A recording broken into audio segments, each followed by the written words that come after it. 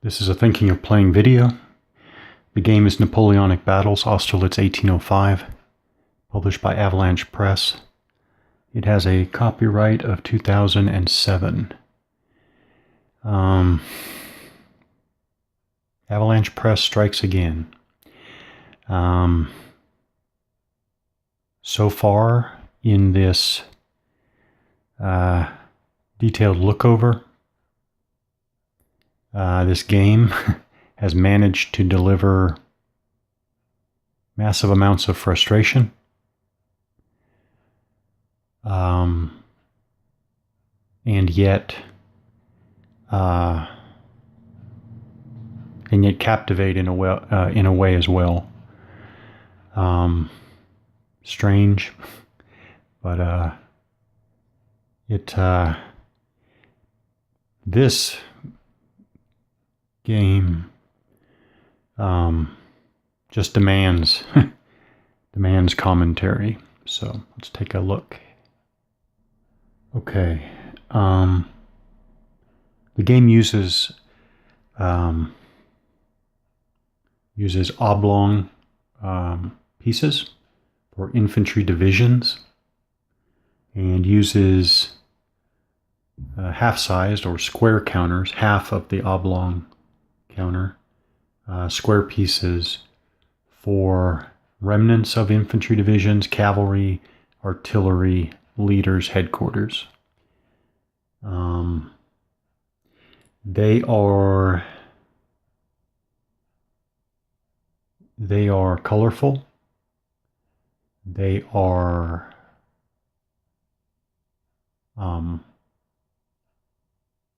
they're nice to look at, but on the other hand, there are some pretty obvious design fails. Let me talk about those, and then I'll talk about the impact. Okay, design fail. I mean, on this, well, let's look at this another way. So design fails. You have black numbers against dark green background, and you have the unit name, Langeron in this case. It's a shade of green against a shade of green. Now I will admit that at this zoomed in as you see here, it doesn't appear to be a problem, but we are zoomed in, so that is closer to what I'm seeing with the naked eye. And so I can make out 5-4. I can't make out the name at the top. So there's that. Here's a French example. So the name that I can't even make out, on the top they're red against some red, and the colors are important. So this is just poor design choices down here. This 4 is somewhat lost in the background there. So those are two good examples, and there are others throughout. Poor design choices. Now, having said that, well, hang on. So now I'm zoomed out again at what I would consider to be about normal, seated at the table, eyeball level, distance, perspective. Poor design choices, but it's not disastrous.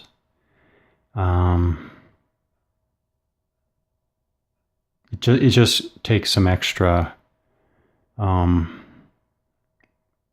time and effort to study what's going on. But a lot of this could have been avoided with just different design choices. Having said that, the the design approach of the pictures of miniatures formations essentially is great. In my opinion, I like that a lot. As a matter of fact, I would have actually liked it if it could have even been done a bit more. But the amount that is done here is good. And yeah, so like in this example, this is the third step of an infantry division. Flip it over to its fourth step, or step D, and the number of figures actually goes down. Like that a lot. Now, first of all, let me talk about what I missed starting off from the very start, and then talk about what I still think is missing. So the mistake I made right off the bat, well, first of all, the game uses, and this is extremely important, the game uses essentially 3 levels of command. You have your army commander, Napoleon, and Kutuzov. You then have what are called formation leaders, which are corps leaders for the French, and essentially wing or column commanders for the Allies. So that's the second level. And then below that, you may have subordinate leaders underneath those corps/wing/column commanders. And it's very important to know at all times exactly where each unit belongs in the chain of command and in the order of battle. Because you need to know if so a unit like this artillery unit, you need to know whether this unit is in command or out of command. There are no out of command markers. You flip it over. The flip side is a strength reduced side. It's not an out of command side. So you could, of course, introduce your own markers for putting units out of command. But as it stands and out of the box, to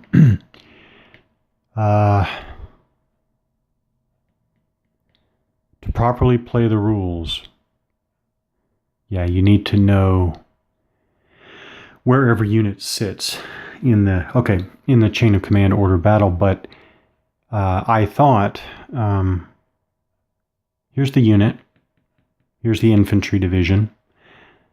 This, by the way, is the leader, Kolorat. He's the commander of the Allied center. And this is, it's an infantry division. I can't read his name from here. But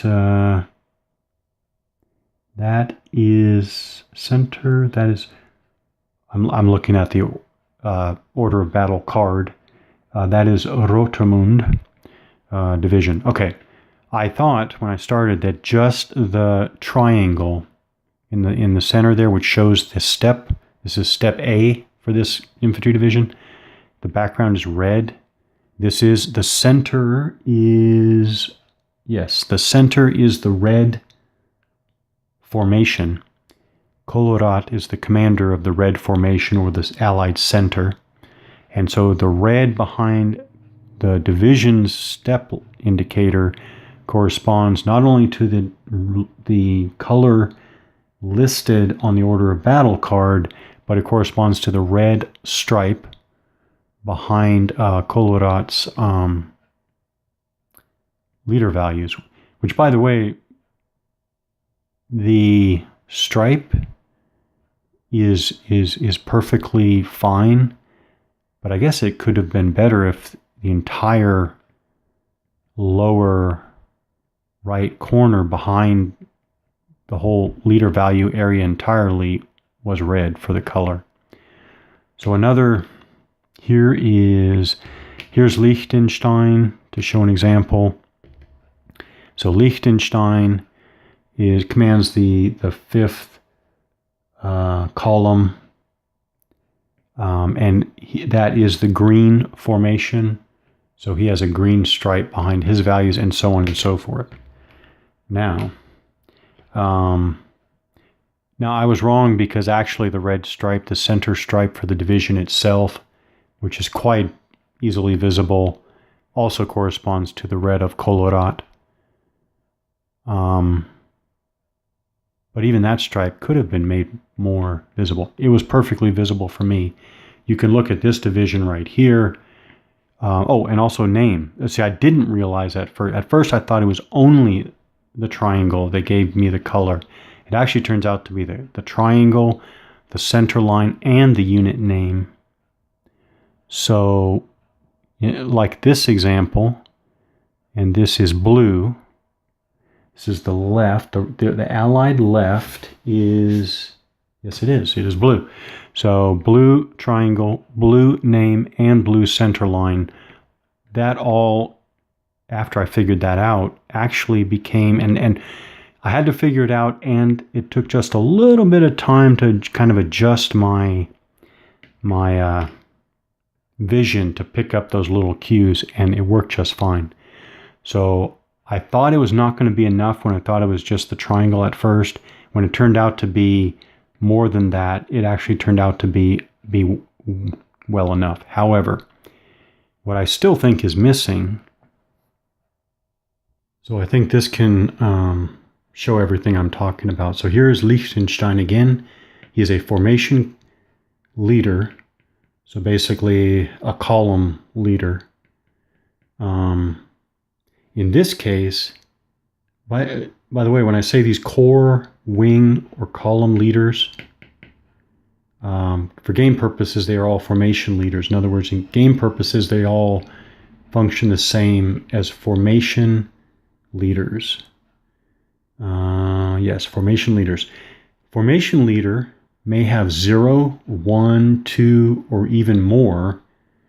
Even 4. I think 4 is the max in this battle. But anyways, one of these formation leaders can have 0 or more subordinate leaders. So in this case, Liechtenstein actually has this subordinate leader and this subordinate leader. This is Essen, and this is Hohenlohe. Anyways, and in this case, Liechtenstein actually has a mixed nationality formation. He has a Russian subordinate and an Austrian subordinate. So you couldn't even, when you're looking for Liechtenstein subordinates, you couldn't even just limit your scanning to only Austrians, because he has an entire Russian division under him as well. So here's the thing. Again, Liechtenstein is the green formation, and you'll see this is green and green and green name, green step, triangle, name, triangle, stripe. So it's easy enough to kind of train your eye to see Liechtenstein's formation here. However, when you go down the next level to subordinate leaders like these two, there is no indicator that these 3 cavalry units are Essen's brigades. Wait, I get this right. Yeah, Essen's brigades. These 3 cavalry brigades are Essen's. And I'm really surprised, actually, that they missed this. And of course, I could have missed something. I'm still looking, but there's nothing to indicate that these 3 belong to Essen, other than you have to look at the Allied Order of Battle card. Anyways, they could have easily used another indicator for this subordinate formation in addition to the wing, column, corps indicator. So add something to show. Now, why is this significant? This is very significant because Liechtenstein, as the formation leader, could be out of command, and yet through his own initiative, Essen could be in command. So what that means is that when Liechtenstein activates as a formation leader, what that means is when Liechtenstein activates as the formation leader, Essen and all of his brigades get to operate as in-command units, and everybody else in the formation operate according to the out-of-command penalties, which would be, in this case, it would be the other division. But it isn't even always this clean, because there could be other units that are not even part of these two divisions, but are part of their formation. The bottom line is, again, when you start at the bottom, when I ask myself, what can this brigade right here do? I need to know whether that brigade is in command or not. Without adding my own marker or something, I have to look for his formation commander. Now, it goes without saying that this leader marker could be on the other side of the battlefield. I just went through and cleaned up even my own quick setup to put units together. There is nothing that says the leader, there's nothing to say that the division is consolidated in this area. There are several formations that begin the battle strung out. Buxhouden's column starts stretched across like 3/4 of the battlefield. So anyways, there is nothing to say that these have to stay consolidated. I consolidated them. But again, to know what this unit can do, I have to know if this unit's in command or not. And as it stands now, I have to find his leader and see if he's in command, or you flip him over for out of command. And by the way, even you can easily see that it's not a dramatic difference. It's actually the exact same. It just out of command is written in small text there. So what this unit can do, whether this unit's in or out of command, has to do with this subordinate leader in this case. So anyways, that's why it's important to be able to quickly judge who goes where. I can now quickly judge that all these units go to Liechtenstein, the 5th column, but there's no way to tell, other than looking at the Allied Order of Battle card on the side, that these 3 brigades go to Essen and that this brigade goes to Hohenlohe. So I'm frankly surprised that was actually missed. So here is the Order of Battle card for the Allies that I've mentioned several times. It's perfectly readable, but again, I'm surprised in this day and age that this isn't an actual line and block format. And this is Liechtenstein that I was just talking about. Here's where you see for sure 5th column is the green formation. The formation leader is Liechtenstein. He's an Austrian. He is a cavalry leader. And then under him is a cavalry leader, Hohenlohe. He's Austrian. He's a subordinate leader, his brigade, and so on and so forth. So I was consulting this a lot, which I mean, it's not bad. That's not bad, because I'll be honest, I like having to deal in a gaming situation like this. I actually I like having to deal with the history. That's good. I'm just saying, obviously, that a few more different design choices could have made it a bit easier. But the bottom line is to play this game fully as intended, and this is kind of the point I'll get at here, which builds off of all of what I've been talking about, the units. You have to understand the entire organization of your army. And so if you think about it, what I just said there's no way in this game you can just unfold the map, throw down the pieces according to the setup card, grab the sequence of play, and start playing. You can't, because right away you're going to run into, again, determining who's in command, who's out of command. And then after that, you're activating formation leaders who are formation leaders. And it just keeps going from there. When you get through everything, I think, when you get through the whole sequence of play, the whole design as a whole, you have to know, you have to understand your entire army. And that's, again, that's not bad. It's just observation.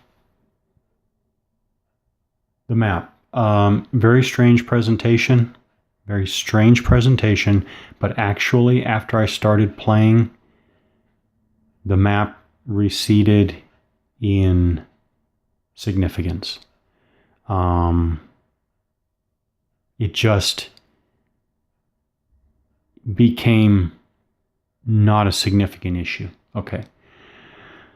Having said that, the areas, obviously this is a map divided into irregular areas.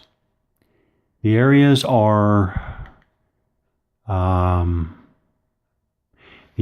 so only the long units, the infantry divisions. I'll grab one from off map again. The infantry divisions, so the significance of the irregular sized areas is this. The infantry divisions only, the long divisions, have to physically fit in the area according to the boundaries. They have a facing, and they have that center line. And after you can orient that piece any old way you want. Okay, any old way you want. And how the piece is oriented in the area is essentially fixed. I mean, you can change it at certain times, actually limited times. Okay, so if I leave the piece like this, oriented like this, I draw a line out from the center line, and all the areas that are wholly to the front of that line, like area 72 and area 74, and even area 76, these three areas are front areas to the infantry division in 73. You draw that line out. That line enters 71. 71 is a flank area. The line actually enters 79. 79 is now a flank area. And only back here, only across this boundary to this area is this a rear. So we have one rear area in this case, two flank areas, and three front areas in this case, according to exactly how that unit is arranged. Anyways, first point is, because of this design feature, these areas are supposed to be, I believe, they're supposed to be drawn in such a way that they show the actual lay of the land, changes in elevation, slope, and so on and so forth. And so for example, I believe it's supposed to be that something about this terrain here does not allow an infantry division to do that or that. Something about it. Now, here's the deal. Here's the thing. I also have nothing to tell me that there's any that was actually done, and so therefore I don't assume that it was done. But here's the thing for me. I just consider it a game thing. I consider it a gamey thing. Gamey would mean something different. It's a game thing. It's a game challenge. What I mean by that is, like when I was orienting this French division here, I just accept it as a game thing that I want to orient the division such that I do not unnecessarily leave exposed flanks, and I want to attack exposed flanks of the enemy, and that's about it. It's a game thing. It's a game challenge. I go with that. Okay. I don't have any reason to believe that the area division here really reflects the Austerlitz battlefield. And by the way, I've been on the Austerlitz battlefield. I was all around. When I was stationed in Germany, I took a trip over to Austerlitz, and I was all over the battlefield, basically this portion here. And my only point about saying that is that having been on the battlefield in 2003 means absolutely nothing. This map doesn't correspond to my being on the battlefield and vice versa. It's just so. Point being, I just take this as a game map to work with, terrain to work with. Now, was that bad?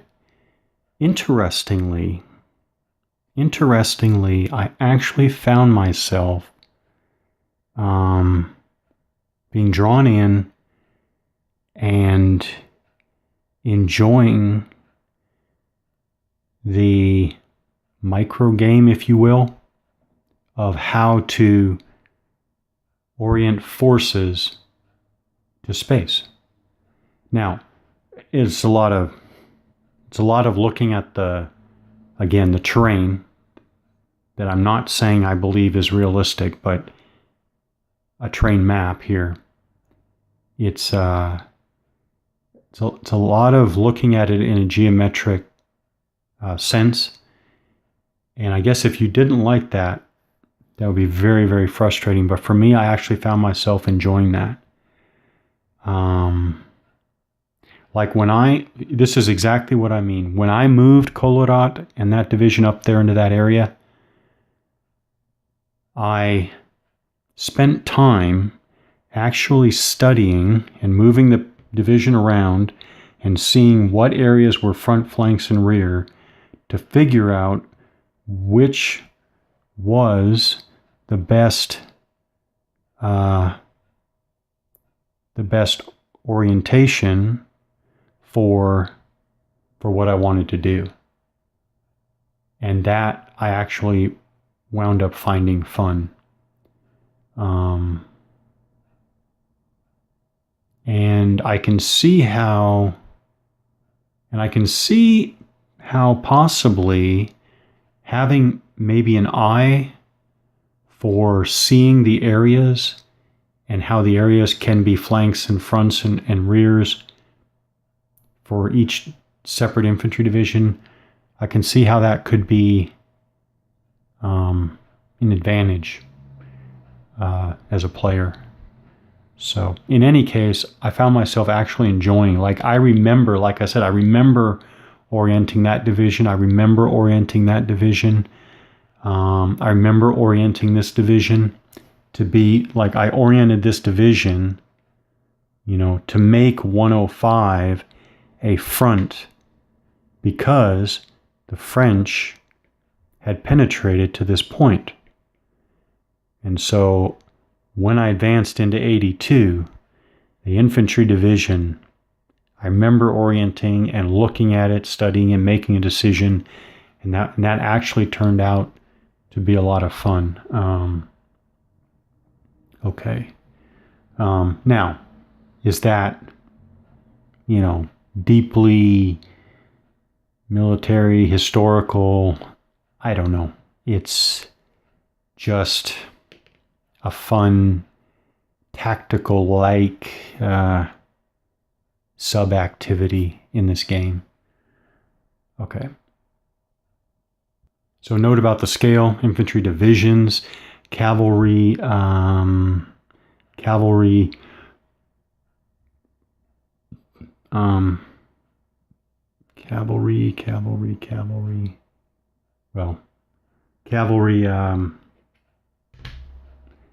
regiments or brigades. Let's see, regiments or brigades. Brigades, actually. Let me see if there are any regiments. No. So primarily, if not exclusively, brigades, and some massive artillery, well, units.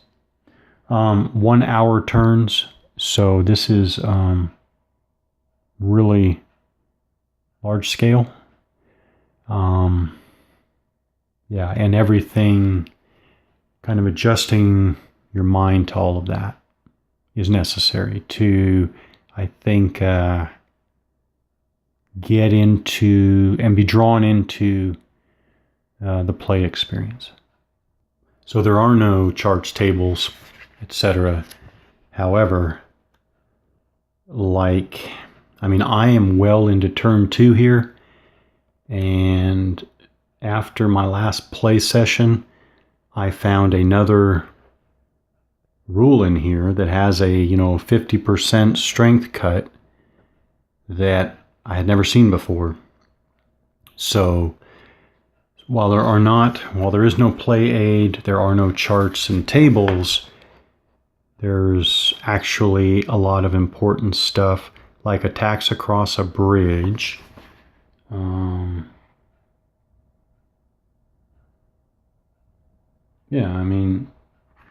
Attacks across a bridge. Right here, buried in the text, attacks across a bridge reduces strength of attacking units by 50%. Is that on the terrain effect? Oh, wait. Here I said there were no charts and tables. I'm sorry, there's one. The back of the rule book is your terrain effects chart. And interestingly, no mention of bridge, no mention of a 50% reduction in strength to attack across a bridge. So there are numerous of these important little rules that could have easily been separated out, put on a quick reference card. So there's that. The nature of the game, it being so the scale of the game being so zoomed out, you can go through an entire battle and never attack across a bridge. And so I'm not saying that it's so I won't say that it's in some way devastating that you don't have a separate quick reference card. That's what I found anyways. When it comes to the sequence of play, there's something that I find strange, and maybe I only find it strange because I am expecting, because of my own expectations. You are activating by formation, which in general, even though that's really a broad thing, but in general, I'm going to like that right away, right? Activating by formation, and the game turn, the sequence of play, is made up of alternating player activations. That sounds good. But the actual mechanic, first of all, you have Napoleon on the French side. You have Napoleon on the French side, and you have Kutuzov on the Allied side, and their initiative ratings, which is the second rating, their tactical rating is the first one. So Napoleon a 4, okay. I thought Napoleon was no master tactician at all, but maybe, I don't know. It's a good discussion to have. Kutuzov a 3, I like that he is at least a 3. Anyways, they both have an initiative of 5. So the army commander, so yeah, naturally you have a roll-off for who's going to go first. But the mechanic is you're going to roll like this, okay? You roll a 5. Let's say that Napoleon won the initiative. You take his initiative 5, you subtract a die roll. In this case, it's 0. You take the initiative rating, subtract 1 die roll, and that's the number of formations that you're going to activate before it switches over to the opponent's opportunity to do the same thing. Now, this is one exception. When you get 0, it's 1. So in other words, if Napoleon rolls a 1, he's activating 4 formations. He rolls a 2, he's activating 3 formations. rolls a 3, he's rolled 2, and then blah, blah, blah, blah. 4 and 5 are both one formation, and 6 is no formations. So with an average 3,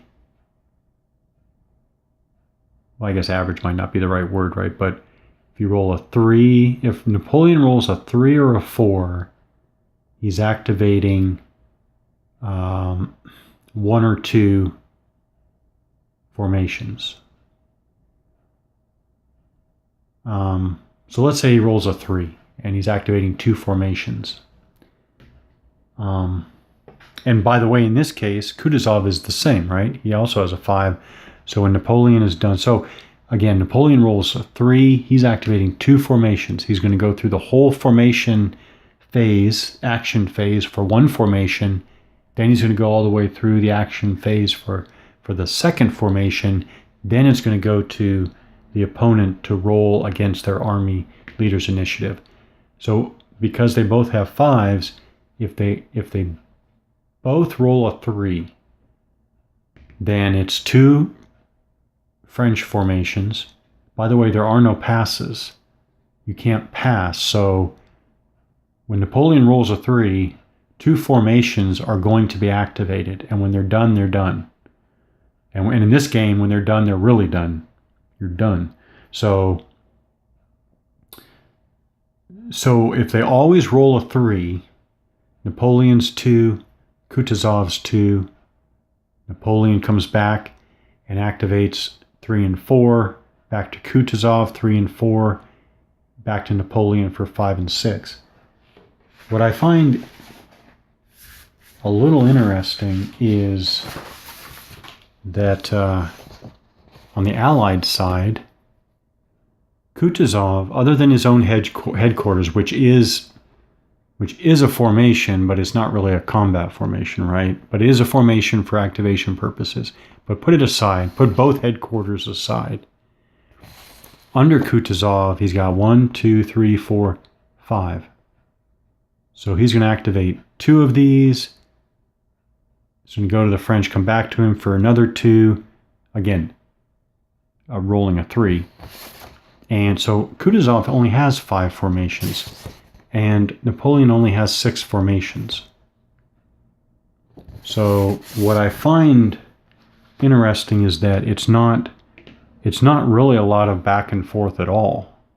In other words, so remember, if Napoleon rolls a 3, he's activating 2 of his formations, so a whole third of his army is being activated.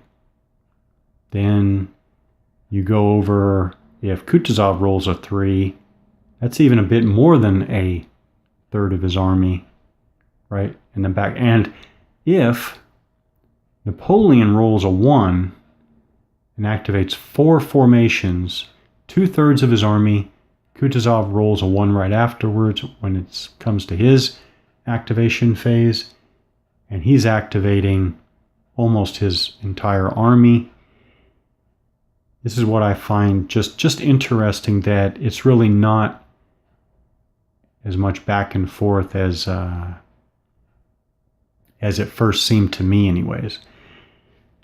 So one of the reasons why I bring that up is that this is what was probably my greatest frustration to come out of the rules. And actually, when I consider other Avalanche Press games, I should actually be happy that this was the only major point of consternation for me as I tried to get, a basic grip on the rules. What it is this: the army leader activates a number of formations equal to that die roll minus their initiative.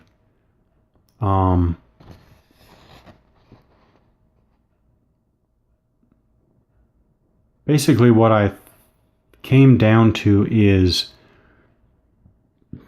the formation is activated, meaning their cavalry reserve as a whole is activated. Well, let's use the 5th Corps. 5th Corps lands his cavalry leader, Voltier. 5th